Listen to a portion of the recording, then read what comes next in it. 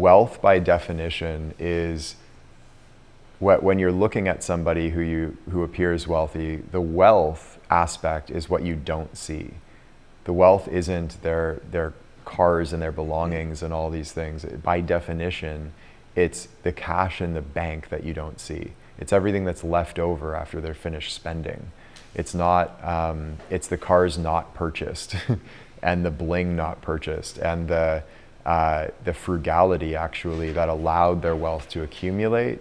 Or, of course, like that doesn't mean they could reallocate that wealth into investments, but ultimately it's the stuff that they didn't blow. So it's one thing to generate a ton of income and think that like, oh, I'm wealthy, I've got like all this cash rolling in. But when that tap dries up, and inevitably for like every business, I've been saying this to Mason for a long time now, like every single business is gonna go through this. And for years I thought that it was just this. But the fact is like life is very long.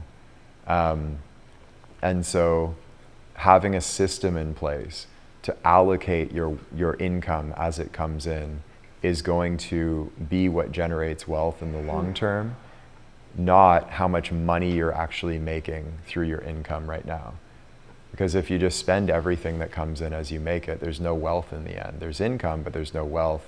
And it's fun. Rihanna, I believe, is like the first female billionaire. Is that true? Something like that. Yeah, first self-made female billionaire. She's another example. She almost went bankrupt not too long ago. And her financial advisor, I wrote down the quote, the direct quote. He goes, well, so she nearly went bankrupt just because she was overspending. And imagine how much cash Rihanna was raking in during the like umbrella days. You remember that? Yeah. So she, yeah. Yeah. So she's just balling. And after she almost goes bankrupt, she tries to sue her financial advisor. And he goes, was it really necessary to tell her that if you spend money on things, you will end up with the things and not the money? Like, duh, right?